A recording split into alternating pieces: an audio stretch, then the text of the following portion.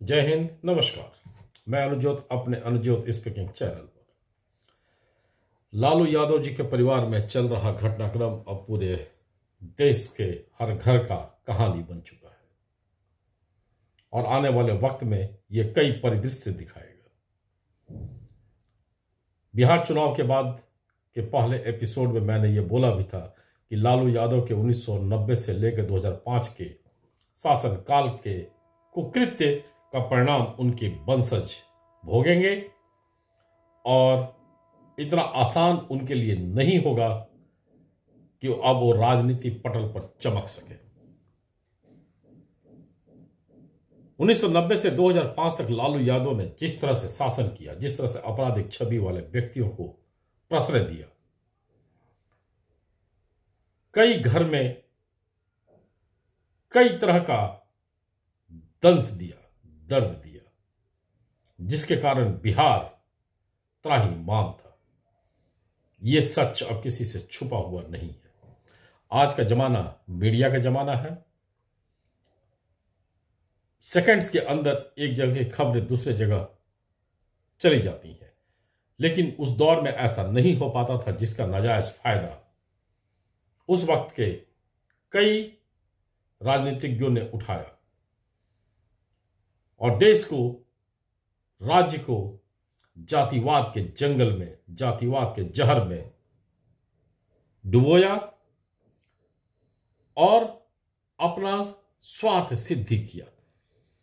मैं पहले भी बोल चुका हूं, जाति नाम की कोई चीज नहीं होती है। जाति सिर्फ एक राजनीतिक स्टंट है और जो व्यक्ति जातिवाद राजनीति करता है वो सिर्फ अपने स्वार्थ सिद्धि को पूरा करने का कोशिश करता है। लालू यादव ने इसी स्वार्थ सिद्धि से, इसी जातिवाद जहर से बिहार को कई हिस्सों में बांटा और इसका कुपरिणाम बिहार की जनता को झेलना पड़ा, गरीब जनता को झेलना पड़ा, यहां के जनता को पलायन करना पड़ा और आज उसी का दंश और वैसा ही चीज लगभग उनके परिवार में दिख रहा है। तेजस्वी यादव जो उनके छोटे सुपुत्र हैं, जैसा बोला जा रहा है कि वो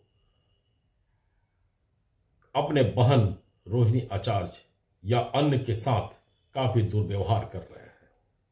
जैसी मीडिया में खबरें आ रही हैं, गालियां दी जा रही हैं, बहनों को चप्पल उठाया जा रहा है।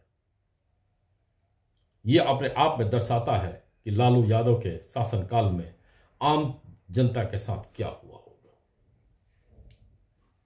आम जनता को कैसे धमकाया गया होगा, कैसे उनका शोषण किया गया होगा, सामाजिक न्याय के नाम पर कैसे धोखा दिया गया। आज उनके जो प्रवक्ता हैं, जो टीवी में दो प्रवक्ता, कंचना यादव और एक प्रियंका करके जो दिखती हैं, जो सामाजिक न्याय की बात करती हैं, दरअसल वे दोनों सामाजिक न्याय के नाम पर अपना उल्लू सीधा कर रही हैं और अपने आप को राजनीति के पटल पर लाना चाह रही हैं। लेकिन यकीन मानिए, ऐसे लोग कभी भी राजनीति के पटल पर चमक नहीं सकते। तेजस्वी यादव, लालू यादव के सुपुत्र, लालू यादव का सामाजिक न्याय, जिनका कोई भी चीज अपने यादव परिवार से मेल नहीं खाता है। शादी भी किए तो दूसरे जगह किए, जैसा सुनने में आ रहा है कि मॉल भी बनवा रहे हैं तो दूसरे राज्यों में बनवा रहे हैं।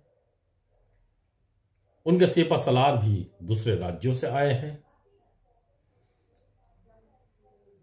किसी यादव जाति से उनको कोई मतलब नहीं है। सिर्फ यादव यादव यादव करने से किसी यादव का कल्याण नहीं होने वाला है। कल्याण कैसे होगा? तो कल्याण होने का एक ही रास्ता है कि अगर राष्ट्र मजबूत होगा तो राज्य भी मजबूत होगा। अगर राज्य मजबूत होगा तो गांव और शहर भी मजबूत होगा। इसी से सामाजिक न्याय बढ़ेगा। सामाजिक न्याय का मतलब जातिवाद नहीं, सामाजिक न्याय का मतलब आपके हुनर का इस्तेमाल। और जैसे जैसे राष्ट्र मजबूत होगा, जैसे जैसे टेक्नोलॉजी बढ़ेगी, वैसे वैसे आपका हुनर भी निखरेगा, और वही सामाजिक न्याय है, वही नौकरी है, वही आपके जीविका का साधन होगा। अतः लालू यादव के इस सामाजिक न्याय के झांसे में अब बिहार तो नहीं है, और जो भी जनता या जो भी आदमी जाति के नाम पर उनके साथ हैं, उनसे नम्र निवेदन है कि जरा सा आप उनके परिवार में झांक कर देखिए। 1990 से लेकर 2005 की स्थिति उनके परिवार में हो रही है। जो व्यक्ति अपने परिवार में अपने बाल बच्चों को नहीं संभाल सकता है, अपने बाल बच्चों में एकता, एक रूपता, एक समरसता नहीं ला सकता है, वो आदमी सामाजिक न्याय कहां से ला सकता है? वो आदमी सामाजिक न्याय का बात कैसे कर सकता है? ये एक धोखा नहीं तो और क्या है? सामाजिक न्याय का मतलब है कि सबसे पहले अपने घर से भी इसका शुरुआत होना चाहिए, अपने घर में भी उस नियम का पालन होना चाहिए। लेकिन जिस तरह से घर के बेटियों को भी अपमानित किया जा रहा है, ये साफ साफ दर्शाता है कि 1990 से 2005 का दशक, वो 15 साल सामाजिक न्याय के नाम पर धोखा थे। और उस पीरियड में या उस पीरियड के बाद लालू यादव ने इतनी धन संपत्ति अर्जित कर ली कि अपने सारे बाल बच्चों को एक महत्वपूर्ण जगहों पर पहुंचा दिया। लेकिन उनके बाल बच्चे इस चीज को संभालने में अक्षम है। वो बिहार को क्या संभालेंगे? वो देश को क्या संभालेंगे? अक्षम व्यक्ति के हाथ में अगर कभी भी कोई भी सत्ता आएगी तो अराजकता ही मिलेगी। जैसा लालू यादव के समय में भी बोला जाता है कि जब ये मुख्यमंत्री बने तो इन्होंने अपनी मां के सामने जाकर बोला, मैं तो राजा बन गया। लेकिन सच्चाई ये थी कि वो एक अक्षम व्यक्ति थे और राजा बनने के लिए उन्होंने क्रूरता का सहारा लिया, और उनको लगा कि यह क्रूरता उनके परिवार को, उनके वंशजों को जन्म जन्मांतर तक राजनीति के पटल पर रखेगी। लेकिन उनको यह नहीं मालूम था कि आज जनता जागरूक है, टेक्नोलॉजी अपने उच्च स्तर पर जा रही है, सच छिपेगा नहीं और झूठ ज्यादा दिन चलेगा नहीं।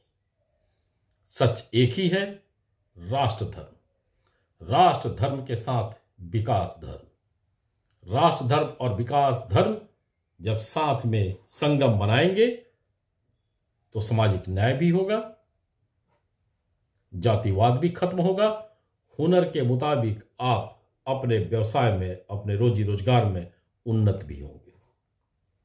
यह सिर्फ बिहार पर ही लागू नहीं होता है, पूरे देश में लागू होता है।